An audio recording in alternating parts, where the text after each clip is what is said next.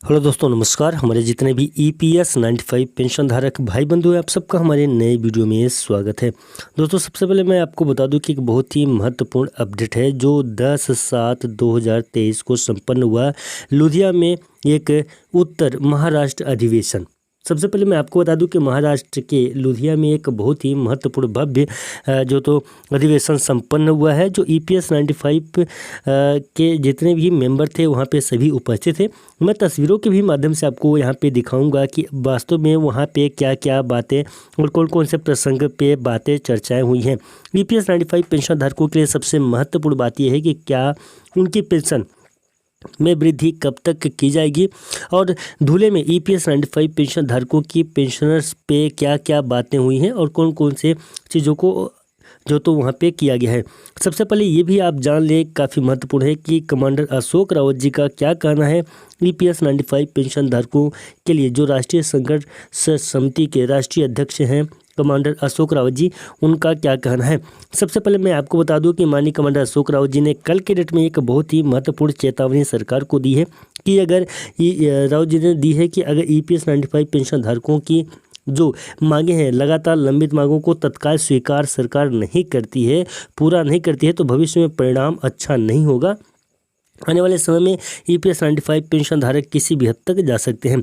छत्रपति महाराज जी की सबसे पहले तो उन्होंने जो तो पूजा अर्चना की, इसके बाद जो तो दोपहर के 12 बजे से उन्होंने अपने कार्यक्रम को संपन्न किया। कार्यक्रम में बहुत सारे लोग जो तो इकट्ठे हुए थे।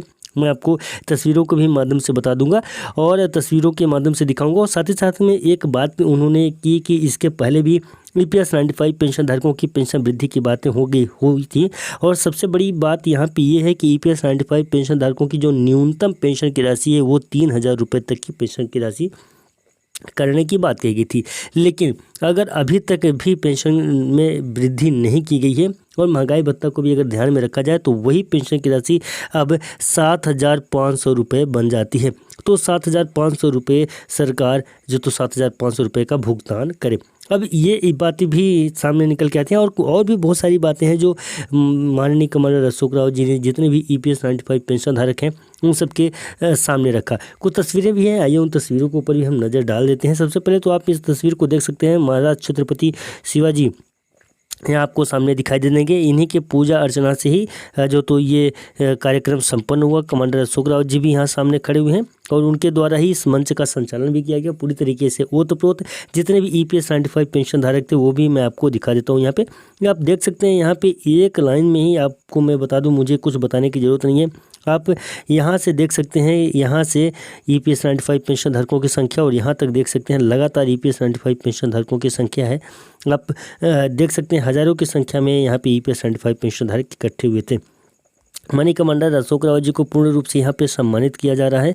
आप यहाँ पे भी देख सकते हैं पूरी तरीके से सम्मानित और समस्त EPS 95 पेंशन धारक पूर्ण रूप से इनका समर्थन कर रहे हैं। कमांडर अशोक रावत जी ने भी बहुत अच्छा जोरदार भाषण दिया, EPS 95 पेंशन धारकों को आश्वासन दिया और EPS 95 पेंशन धारकों को यह आश्वस्त किया कि जल्द ही उनकी न्यूनतम पेंशन और हाई पेंशन दोनों में वृद्धि होगी। यहाँ पे रजावत सर भी हैं, इन्होंने भी EPS 95 पेंशन धारकों की पेंशन वृद्धि में अपना अमूल्य योगदान दिया और साथ ही साथ में EPS 95 पेंशन धारकों की पेंशन में वृद्धि कब तक हो जाएगी उस पर भी चर्चाएं की हैं। और साथ ही साथ में और भी मैं आपको कुछ तस्वीरें दिखाना चाहता हूं जहां पे EPS 95 पेंशन धारक, जितने भी EPS 95 पेंशन धारक के कार्यकर्ता थे, सभी ने भाषण दिया, सभी ने जितने भी EPS 95 पेंशन धारक उनको संबोधित किया।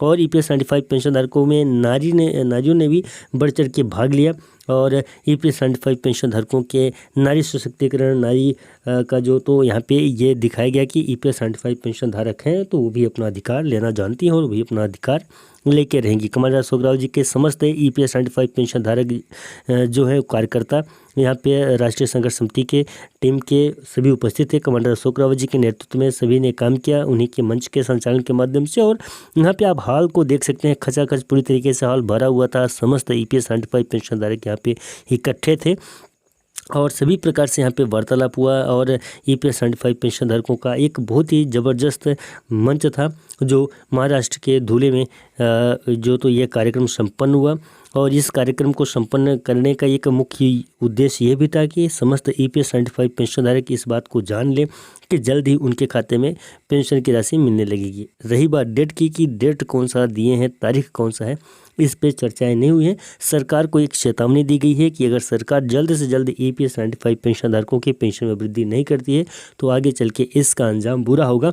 यहाँ पे EPS 95 पेंशनधारकों की संख्या को बहुत ही बारीकी से देखा जा सकता है। काफ़ी ज़्यादा संख्या EPS 95 पेंशनधारक यहाँ पे इकट्ठे हुए।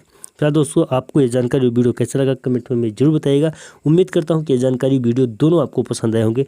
अगर दोनों पसंद आए होंगे तो कृपया कर चैनल को सब्सक्राइब जरूर करिएगा और अपना एक अमूल्य योगदान दीजिएगा और साथ ही साथ में इस वीडियो को ज़्यादा से ज़्यादा लोगों तक शेयर कीजिएगा ताकि EPS 95 पेंशन धारकों की जो तो समस्याएं और साथ ही साथ में राष्ट्रीय संघर्ष समिति की टीम का जो एक ऊपर चढ़ के EPS 95 पेंशन धारकों के लगातार प्रयत्न किया जा रहा है वो सब तक पहुँच सके।